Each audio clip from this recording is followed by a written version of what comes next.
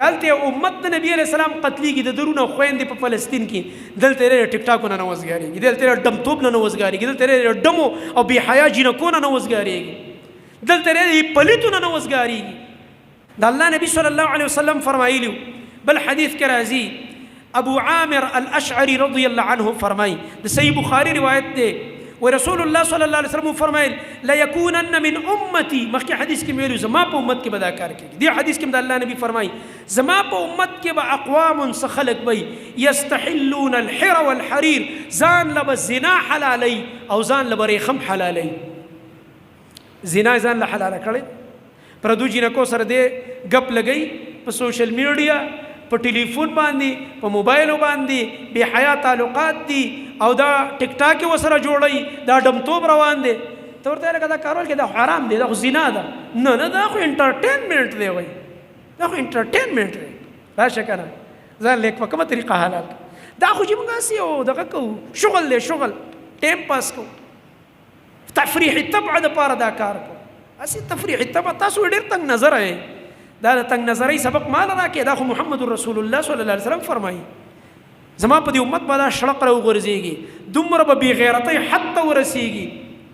چالته امت د نبی علیہ السلام قتلیږي د درونه خويندې په فلسطین کې دلته لري ټیک ټاکونه نه وزګاریږي دلته لري ډمټوب نه وزګاریږي دلته لري ډمو او بی حیا جنکونه نه وزګاریږي دلته لري پلیتونه نه وزګاریږي د الله نبی فرمایي ځان له بداشین حلال کی ریخم به حلال کی سړی د ځان لپاره حالانکه ریخم د زنانو لپاره حلال دي سړو لپاره حرام دي په دنیا کې ریخم به نارینو ته ملاویږي په آخرت کې په جنت کې په دنیا کې ردی اجازت نه راغله د سړو لپاره څنګه چې سړو لپاره سونی استعمال حرام دي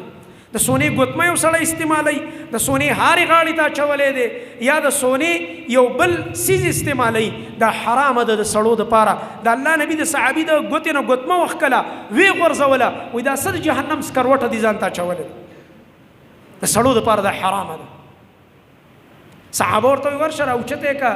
ستاده لپاره حرام وا چې ته په دې ګوته کې مې استعمال وا کوړته وې سینتفع بها فائدتي واخله منک کور والا لور کې جایز ده لور لدی ورکه جایز ده بازار کې خرڅه کا جایز ده ما په جب کې سره زره چولې وزي خرصوم ده جایز خو استعمال حرام دی زما د پاره نو صحابي ته ورشه راوچته کال نور مرګریتو هغه ورته سوې دي صحابو ایمان ته وګوره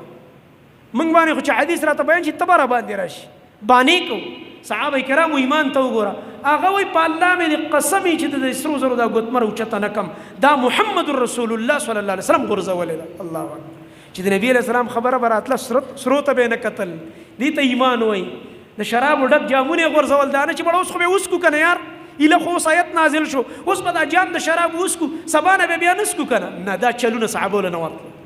دا کم پلاسپر چې ته او د اذان نه ما پلاسپر جوړ کړی دی دا چلونه خیمه کنه الله او رسول ته نعوذ بالله دا چلونه صحابه له نور دا دوکي او فراډونه به نه کول دا مونږ چې سکو لګیا سیده ساده دین سیده ساده به الله او رسول خبره او سیده ساده به عمل بس چلول پکې نو چلول چې چا کړی هغه ته قران کې الله منافقان ویلي دي ابو منافق ابو الله په دین باندې نه ودرېدو چلول به کو د دې په مقابل کې